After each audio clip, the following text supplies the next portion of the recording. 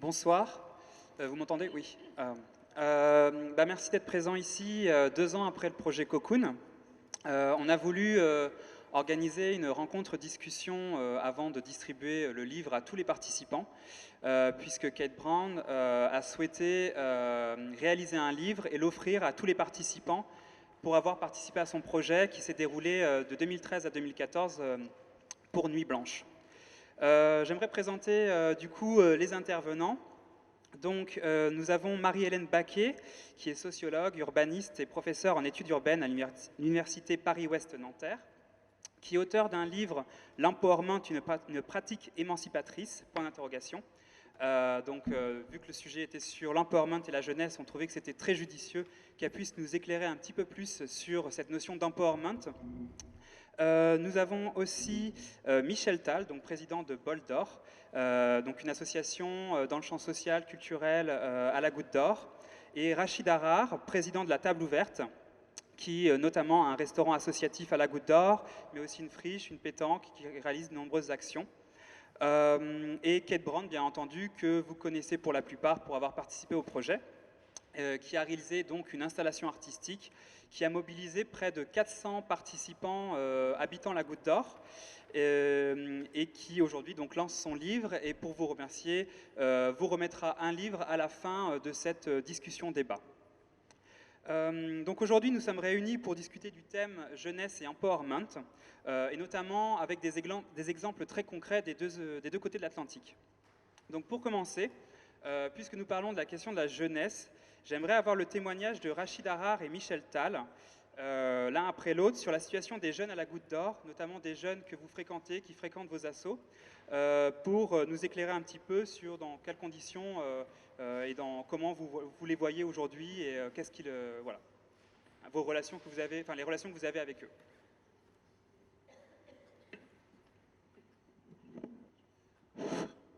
Bonsoir. Bon, je m'appelle Michel Tal, je gère l'association Bol d'Or qui est au 32 rue Laguette. Bon, cette association, c'est les jeunes du quartier qui fréquentent cette association. Bon, les jeunes, quand je dis les jeunes, c'est de toute origine, maghrébine, l'Afrique de l'Ouest, et puis tout ce qui est Asie, tout ça. Donc nous, on essaye de créer une cohésion sociale par rapport à tous ces jeunes-là.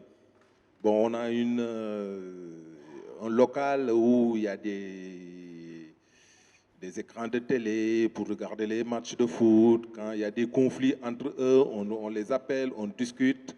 Et puis vraiment, actuellement, depuis quelques années, bon, au niveau du quartier, bon, sur cette rue de la Gouette et la rue Léon, il y a un apaisement.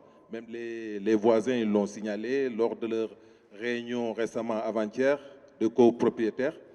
Donc on essaye de gérer comme ça. Et puis à chaque fois aussi, quand on a besoin de quelque chose au niveau de la mairie, bon, elles sont là aussi, le maire aussi, quand on a besoin de lui, il est là, on discute, on lui demande pour voir le commissaire, la nouvelle commissaire, pour essayer de discuter avec les autres institutions. Bon, la mairie est là pour nous aiguiller, pour nous orienter, pour nous faciliter aussi tout ce qui est la relation et la cohésion sociale dans le quartier de la Goutte d'Or. Donc nous, ce qu'on fait au niveau du quartier, c'est tout ce qui est social au niveau du quartier, tout ce qui est partagé, parce qu'il y a des personnes qui apportent pas mal de choses dans le quartier, on le partage avec les habitants. Et puis tout ce qui est éducation aussi, au niveau d'orientation, il y a les familles qui viennent nous demander des explications pour orienter leurs enfants après le brevet ou bien pour choisir des séries après, parce qu'ils n'ont pas fait des études. Nous, on a des personnes, des cadres qui fréquentent l'association. Bon, chaque fois, quand ils sont disponibles le week-end, ils donnent des informations à ces familles-là.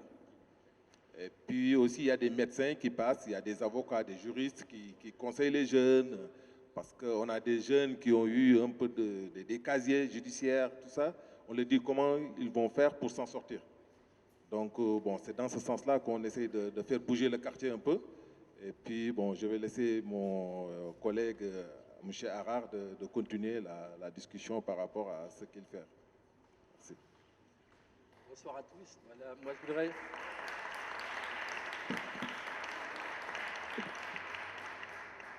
tout d'abord remercier Véronique Drouga, qui a été la première à nous avoir contactés pour le projet Cocoon. Ouais, je voulais remercier Véronique Drouga, qui nous a contactés en premier pour le projet Cocoon, qui n'est pas là ce soir, et l'ensemble de l'équipe.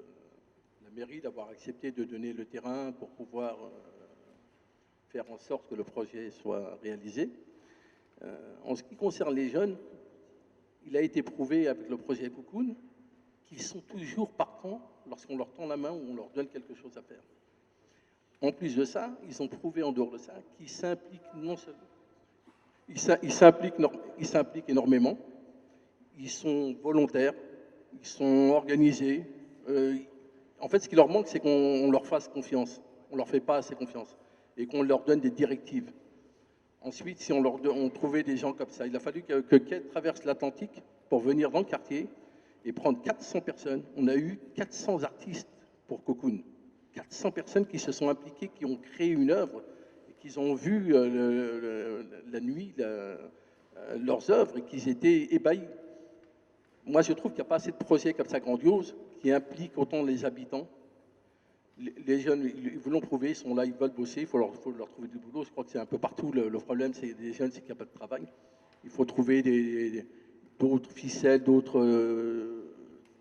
boulots, je ne sais pas comment, mais les jeunes attendent le boulot. Voilà. Trouvez-leur du boulot, ils sont partants, ils ont prouvé qu'ils sont là pour travailler. Et qu'ils sont capables de travailler, qu'ils sont capables de venir à l'heure le matin, qu'ils sont capables de respecter des règles quand on leur dit qu'il y a des règles à respecter. Donc cette discussion est... Merci. Cette discussion est orientée sur la question de l'empowerment. Et donc du coup, j'aimerais interroger maintenant Marie-Hélène Baquet pour qu'elle nous explique un tout petit peu plus, nous éclairer en tout cas sur qu'est-ce que c'est l'empowerment et quelle définition, enfin avec un projet concret par exemple, pourrait être définie cette notion-là pour un peu, voilà, une notion qui est un petit peu floue pour beaucoup de monde. Et voilà, pour que ce soit pour l'audience. L'empowerment, c'est un terme qui nous vient des États-Unis, enfin, qui est un terme anglais qui est un peu compliqué à traduire en France. On peut le traduire par pouvoir d'agir ou capacité ou processus de pouvoir d'agir. C'est un mot que j'ai découvert aux États-Unis dans les mouvements sociaux et qui m'a bien plu parce que dedans, il y avait le mot pouvoir. Et en France, souvent, on parle de participation, mais la question du pouvoir n'est pas abordée, elle est laissée de côté. Il y a l'idée du pouvoir et puis aussi l'idée que c'est un processus, et à la fois un processus personnel, un processus collectif et un processus politique. Et c'est une notion qui s'est développée aux États-Unis à la fin des années 60 et qui a d'abord été portée par notamment des femmes, par des mouvements féministes, par des femmes qui s'organisaient contre la violence domestique et qui essayaient à la fois de s'en sortir individuellement, mais collectivement, en dénonçant aussi un système patriarcal et en s'inscrivant dans un projet de transformation sociale. Donc voilà, je trouve que c'est une notion qui est intéressante, mais c'est vrai qu'elle est un peu compliquée à dire en anglais. En France, il y a de plus en plus de groupes, de collectifs qui parlent de pouvoir d'agir. Il y a, bien sûr, on n'a pas attendu le mot empowerment pour qu'il y ait des collectifs qui s'organisent. La Goutte d'Or est un quartier où il y a une expérience participative issue des associations qui est quand même très importante. Dans les années 70, les associations se sont réunies, se sont organisées pas pour contester, mais pour peser sur le projet urbain qui était le projet de la municipalité de Paris. Donc voilà, ça pour moi c'est une dimension d'empowerment, c'est-à-dire dire bien, on ne va pas décider pour nous, mais on va s'organiser et on va faire ensemble. Voilà. Donc on peut dérouler plein d'expériences de ce type-là aujourd'hui, des collectifs d'habitants par exemple, dans les opérations de rénovation urbaine qui s'organisent et qui disent le projet qu'on nous propose, ce n'est pas forcément celui-là qu'on veut, mais nous, on va travailler avec des professionnels, par exemple, pour élaborer notre projet. Donc voilà, pour moi, ça, c'est par exemple un exemple d'empowerment. Merci.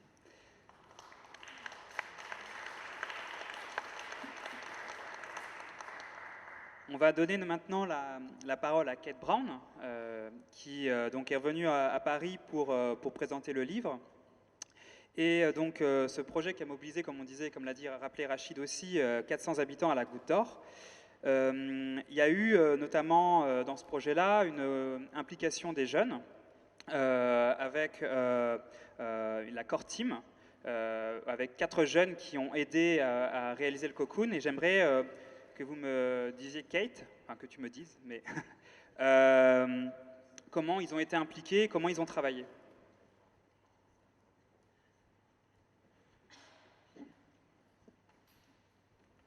Hello? Yeah, all right. I just want to quickly say a little bit about the history of where the core team came from, because with the Cocoon, it's a constantly evolving process with its interaction with a specific site or neighborhood and the history that exists there. Bonjour. Donc je vais commencer par expliquer l'origine de l'équipe de chantier, puisque en fait le projet Cocoon s'est développé sur de nombreuses années. There was not a core team in the first Cocoon that I made, which was in Mexico City, and there was not a core team in the second one, which was in Greenwood, Mississippi. J'ai fait plusieurs Cocoons et il y en avait un au Mexique, à Mexico, qui avait une équipe de chantier. Mais j'en ai fait également un au Mississippi qui n'en avait pas. And in Mississippi, I partnered with a local organization of people that were not living in the neighborhood, but had come to the neighborhood to support young people and empower them. Donc au Mississippi, je n'ai pas travaillé avec une équipe de chantier d'habitants locaux, mais j'ai travaillé avec une organisation qui était venue dans la ville et qui avait travaillé avec des habitants de cette ville-là et qui donc connaissaient déjà le terrain. And Greenwood, just to give a little background, is where the plantations were, and there was a tremendous amount of slavery, and the economy was based on slavery, and there was a bloody war that went on during the voter registration in the 60s. Donc le projet du Mississippi a eu lieu dans la ville de Greenwood, qui est une ville qui est très marquée par l'histoire de l'esclavage, où il y avait de nombreuses plantations et donc de nombreuses personnes issues de cette histoire qui, avec un passé très violent.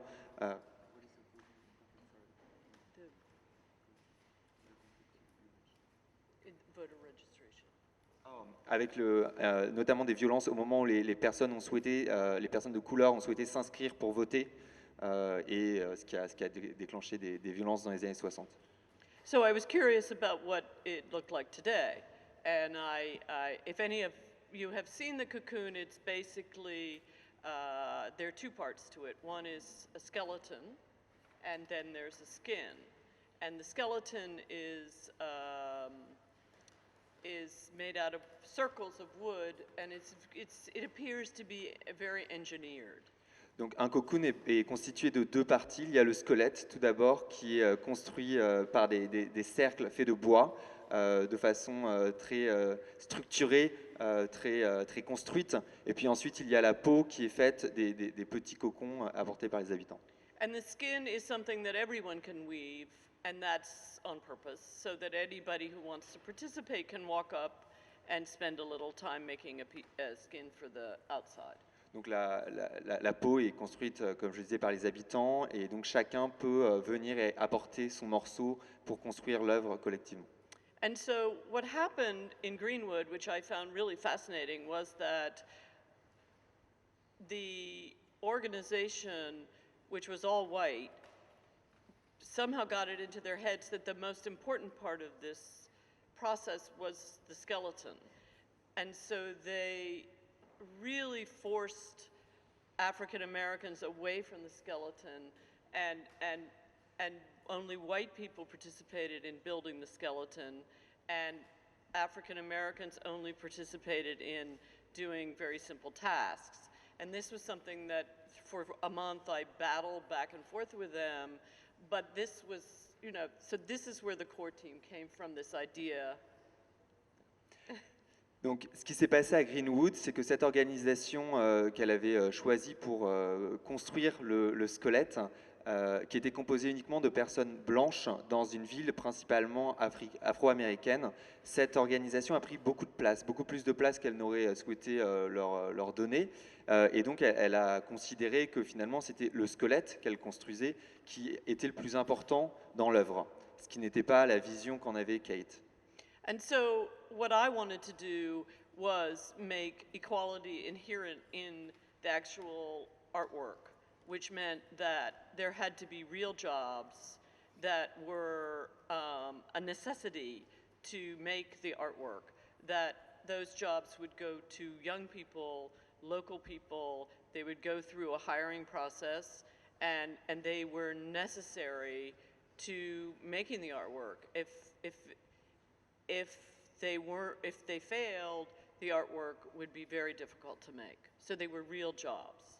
Donc, cette équipe de construction du squelette, elle était nécessaire. C'est un travail difficile qui nécessite d'avoir des professionnels qui le font de façon payée et professionnelle. Cependant, suite à cette expérience à Greenwood, elle a décidé, plutôt que de passer par des organisations extérieures, de le faire avec les habitants et donc d'embaucher des habitants pour être sûr que les habitants participent également à cette partie-là, d'embaucher une équipe d'habitants qu'elle appelle la core team, donc l'équipe de chantier, et qui va donc poursuivre et intervenir dans les différents projets qui vont suivre cette expérience à Greenwood.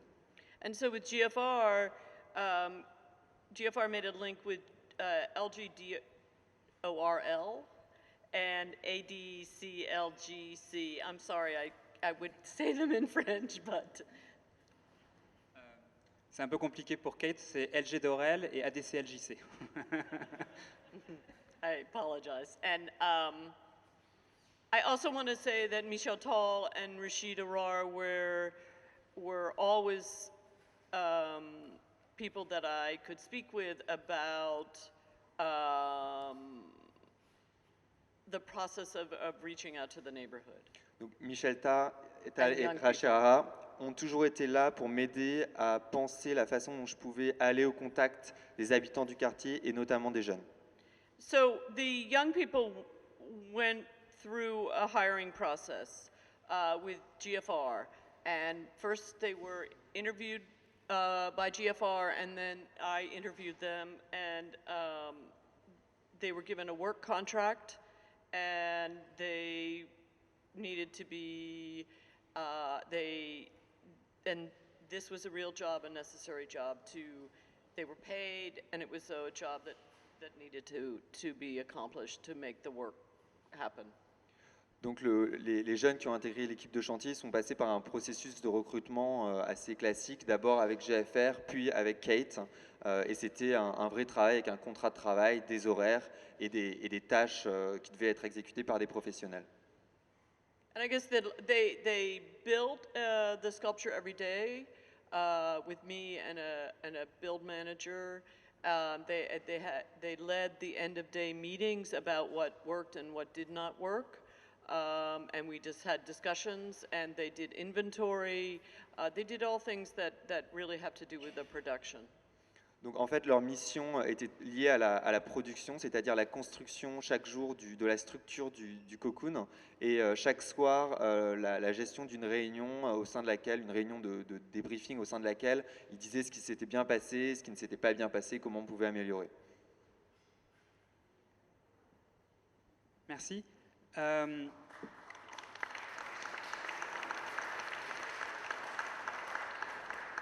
Justement, j'aimerais qu'on revienne...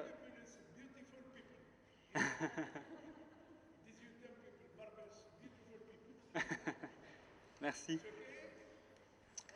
J'aimerais justement revenir... J'aimerais justement revenir avec Marie-Hélène Baquet, notamment, sur cette question de rémunérer les jeunes pour un travail qu'ils accomplissent, puisque c'est vrai qu'il y a beaucoup de projets culturels qui font participer les habitants.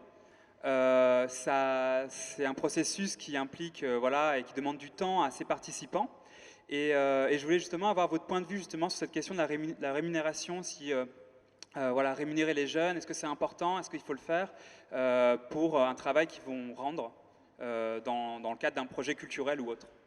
Oui, je pense que c'est une question importante et nous, on se l'est posé comme chercheurs parce qu'on a travaillé sur 2 quartiers en Seine-Saint-Denis, à Aubervilliers et à Pantin, il n'y a pas longtemps, où on a fait une recherche avec des jeunes. Donc, dans chacun des quartiers, on a travaillé avec 10 jeunes et l'idée, c'était de produire avec eux un vidéo-guide de leur quartier pour qu'ils donnent, eux, leurs propres images de leur quartier. Parce qu'on entend en ce moment, voilà, c'est beaucoup de choses sur les quartiers populaires qui sont très souvent voilà, beaucoup d'images très négatives.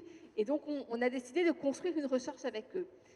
Et on a eu la même démarche, c'est-à-dire qu'on s'est dit on ne peut pas travailler avec des jeunes si on ne les rémunère pas, parce qu'ils font un travail, on les inscrit dans notre équipe de recherche, et donc il est légitime qu'on les paye. Et c'est vrai que ça a été une discussion un peu compliquée avec un certain nombre d'associations locales qui nous ont dit « Ouh là là, mais si vous commencez à payer des jeunes, nous, ça va nous mettre en difficulté ». Mais pour nous, c'était un enjeu de reconnaissance. Et en fait, ça a vraiment bien marché. C'était une façon de leur dire, ben, vous participez à l'équipe de recherche, nous, des chercheurs professionnels, vous êtes des chercheurs amateurs, mais vous allez produire avec nous un travail. Et donc, on a produit un travail, on est en train d'écrire un livre ensemble, et il me semblait voilà, tout à fait légitime que, pour une fois, les chercheurs ne soient pas ceux qui viennent parler à la place d'eux et viennent parler sur, mais donnent une parole aux jeunes, et que pour ça, eh bien, les jeunes soient rémunérés comme les chercheurs sont rémunérés. Voilà, donc ça me semble effectivement une condition importante. Justement, Rachid, je voulais vous poser la question avec Michel. Qu'est-ce que vous pensez de cette question de la rémunération voilà. Ben, je vais rebondir sur ce que vient de dire le sociologue. Les jeunes, en général, on les prend toujours pour des bénévoles. Donc les associations, par manque de moyens sûrement, mais bon, par un jeu, ils se sont prêtés au jeu de chaque fois prendre les gens comme des bénévoles. Aujourd'hui, un jeune, dans une association, à 90%, il est bénévole. C'est pas normal.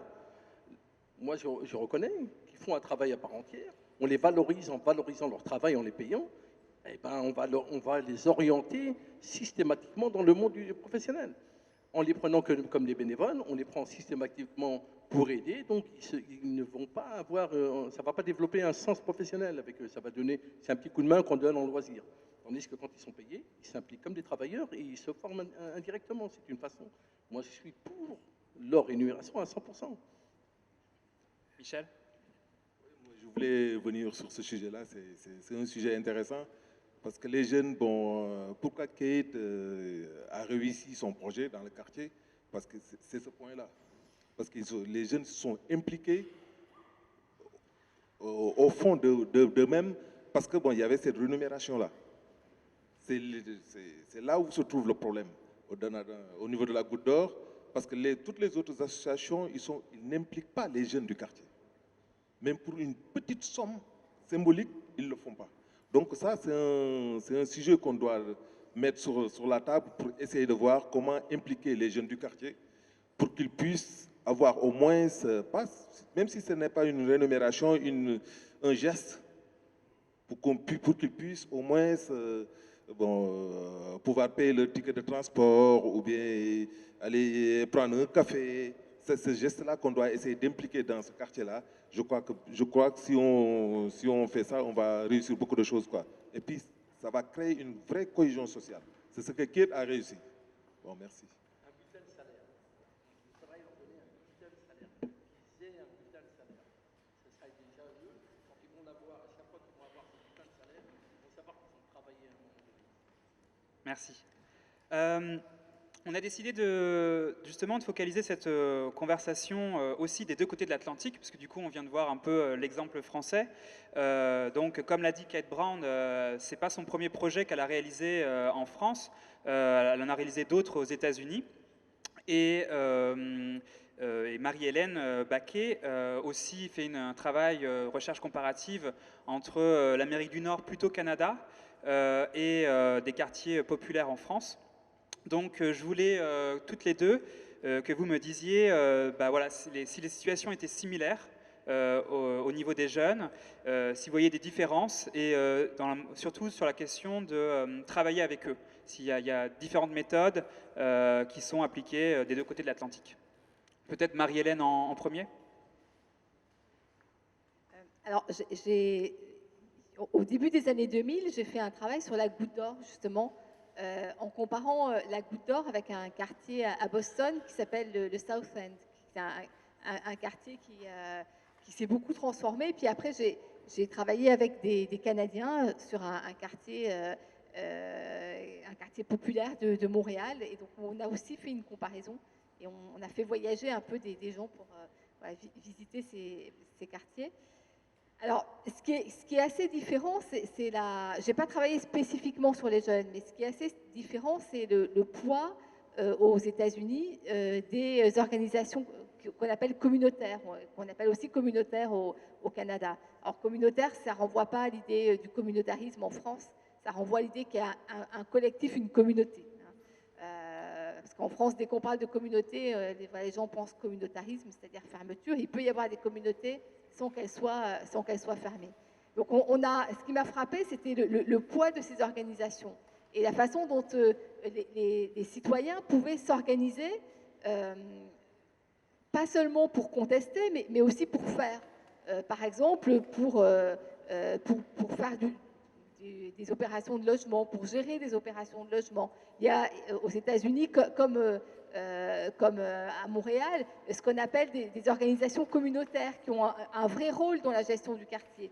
Et à Montréal, il y a aussi ce qu'on appelle des tables de quartier, c'est-à-dire ce sont voilà, le nom l'indique, c'est une table où toutes les associations du quartier se réunissent, s'organisent et arrivent à se construire une parole d'habitants dans le quartier. D'une certaine façon, l'association Paris Goutte d'Or, qui a existé dans les années 80, a un peu représenté ça. Hein, l'idée d'un lieu de parole pour les habitants avec une certaine autonomie. Mais je pense quand même qu'en France, c'est souvent quelque chose qui nous manque. C'est-à-dire qu'on a quand même très souvent des interventions municipales, publiques, qui sont importantes, et je ne suis vraiment pas dans une démarche de les supprimer, mais il me semble qu'à côté, manque des espaces autonomes d'habitants qui est un pouvoir autonome et une capacité d'intervention et des moyens pour intervenir de façon autonome. Donc voilà, c'est une des grandes différences que je vois entre les deux contextes. Et, merci. Kate, est-ce que tu peux justement me dire aussi cette différence à travers notamment la core team et les field organizers, donc l'équipe de terrain et les deux personnes qui t'accompagnent aussi sur la médiation, deux médiateurs, justement sur me dire si, enfin comment dire, est-ce que tu as travaillé différemment dans les deux quartiers ou notamment maintenant tu es dans le Bronx, voilà, sur cette question-là. La façon du travail avec les jeunes, si elle est différente des deux côtés de l'Atlantique.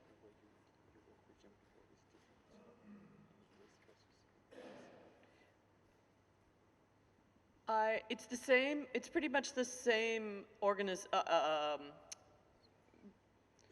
structure.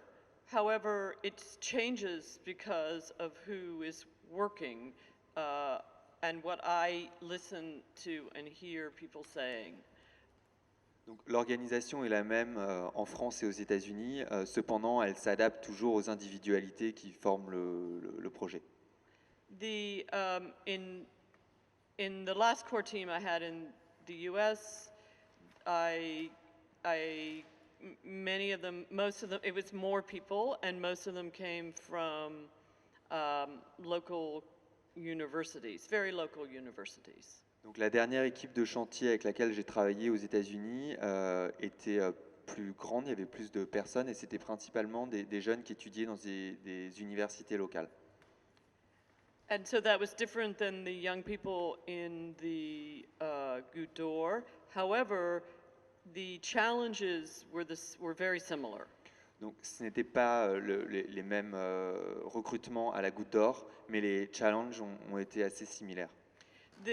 This is a first-time job. They're being looked at publicly to finish an artwork. They're asked to work collectively. They might have disagreements. They are insecure about how they're going to be seen and whether it's going to work or not. Donc pour chacun d'entre eux, c'est un premier travail. qui implique de travailler collectivement, qui implique de se mettre en scène publiquement, puisque la construction a lieu sur l'espace public, et puis qui implique de... J'ai oublié. What was the last one? Sorry. There's- Qui implique de, pour la première fois, avoir une activité professionnelle. So these are very similar groups, very similar emotional reactions during the challenge of starting with nothing, which is what the sculpture is, and making it into this object that holds the individual and collective voices of a particular site. Donc le cocoon est un vrai challenge puisqu'on commence, on part de rien et on doit atteindre cet objet qui va recueillir les objets et les témoignages de tous ses habitants. Donc face à ce challenge, les réactions finalement sont assez similaires. And that can produce a lot of negative speak about themselves and each other. Ces réactions, par exemple, sont d'avoir des discours assez négatifs vis-à-vis de soi-même et vis-à-vis des autres membres de l'équipe. But in the end, I believe there is a understanding from the group that they really made this amazing work that has the voice of the site and the neighborhood. Mais finalement, à l'arrivée, il y a une appréhension collective, une prise de conscience collective, pardon, face à l'objet qui est créé et qui est beau et qui est réussi. In the Bronx, where I'm working now, I have 3 field organizers who are local field organizers who I pay, and who, again, without them, I wouldn't be able to spend a year to 2 years reaching out to people. You know, and this is really grassroots organizing, and in a very traditional sense. Donc ces projets de Cocoon se développent sur 1 à 2 ans. Et donc je n'ai pas la capacité d'être sur place pendant tout ce temps-là. Et donc je m'appuie sur des coordinateurs de réseau qui vont être sur le terrain et aller au contact des habitants, puisque c'est vraiment un travail de terrain. And in the Bronx, if there is an issue with a field organizer, I obviously speak with them, but I can also go to a mother who might know them, a grandmother, or the president of the Tenants Association, and say, look, you know, what do you think I should do? What should we do together? What's the plan? And that makes a big difference. Donc ces coordinateurs de terrain sont recrutés dans le quartier où l'œuvre va être produite. Et donc ça, c'est un intérêt puisqu'en fait, s'il y a un souci avec cette personne qui a été recrutée, elle peut toujours se tourner vers une association de locataires qui connaît cette personne, vers un parent, vers un proche dans le quartier pour lui demander des conseils sur comment on sort un petit peu de l'impasse dans laquelle on peut être. Et avancer ensemble vers le projet. But these are real jobs, and they are a way for young people, 2 are 18 and 1 is 28, to work their grassroots organizing muscles. Ce sont des vrais emplois qui permettent à ces jeunes qui ont 18 et 21 ans dans l'équipe du Bronx de développer des compétences de développement de projets de terrain. And they're a way for the community that exists and is very strong, like the community in the Goutte d'Or, to just use its network that already exists. Ces personnes sont des moyens d'atteindre des communautés, des réseaux qui existent déjà et de les mobiliser. But it's a challenge. I mean, it's always a challenge. Mais voilà, aller à la rencontre de ces réseaux est toujours un challenge. On va faire un petit tour de questions après, c'est prévu. Justement, pour conclure cet échange autour de la jeunesse et de l'empowerment, est-ce que chacun d'entre vous pouvait raconter vos expériences personnelles, notamment dans la mise en place de projets avec ces jeunes-là?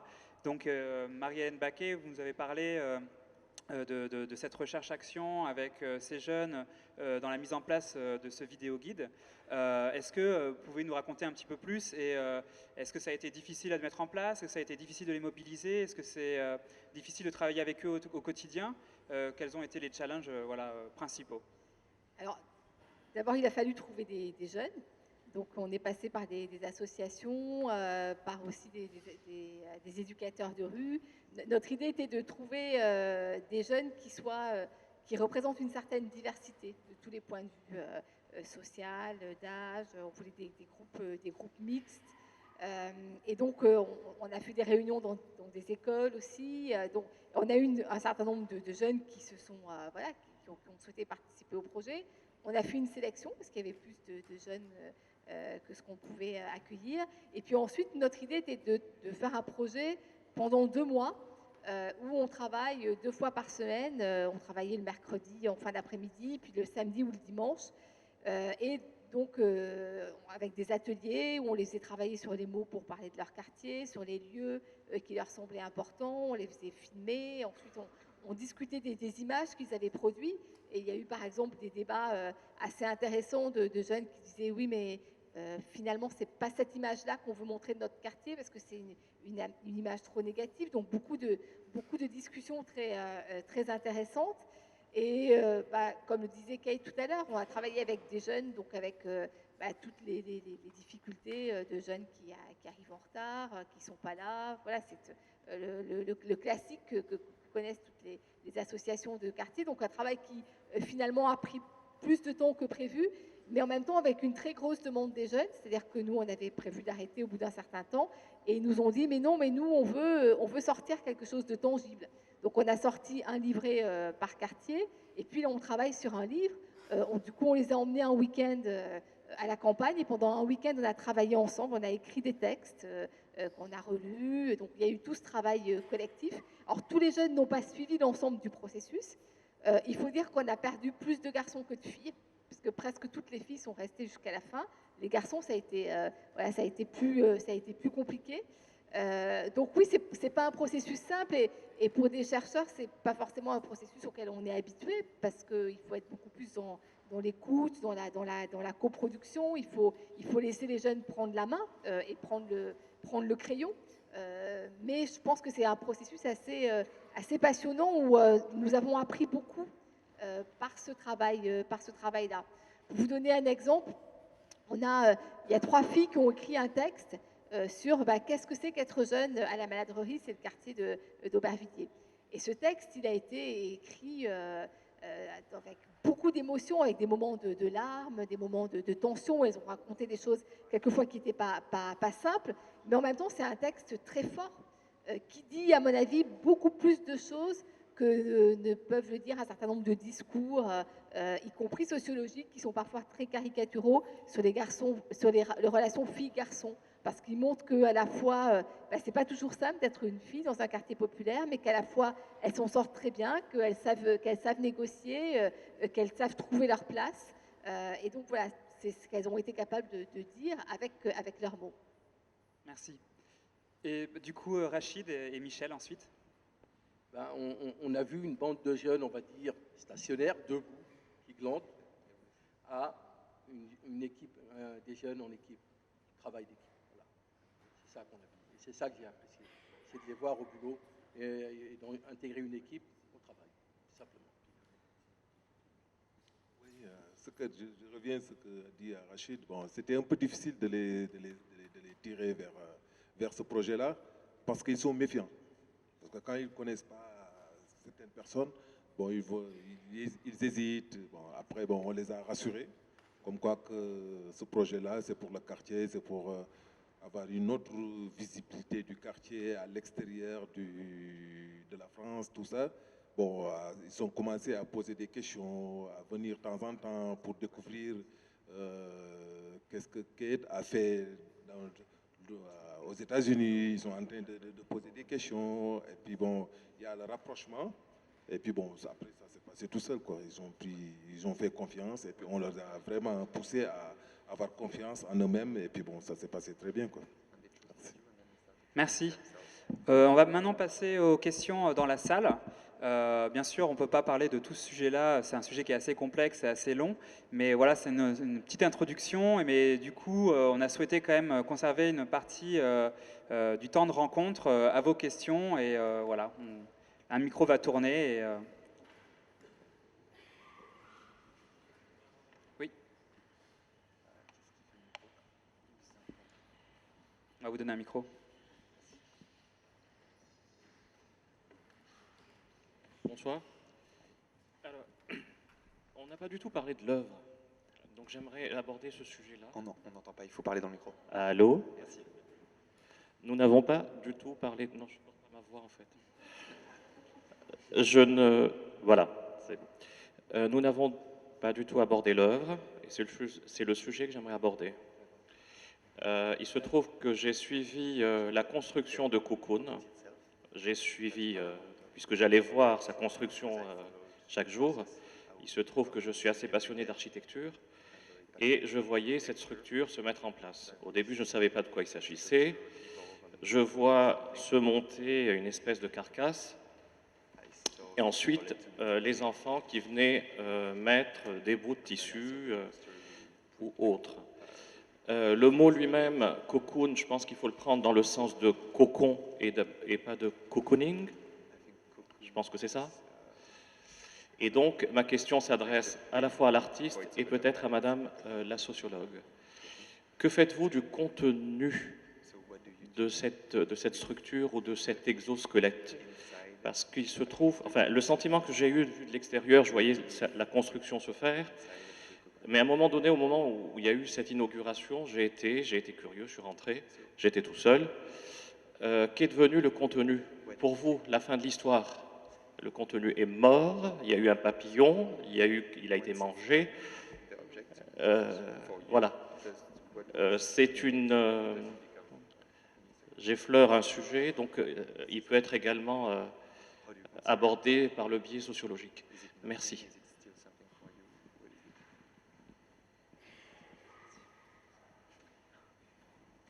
One of the things that I like about Cocoon is that it doesn't stay up very long and that it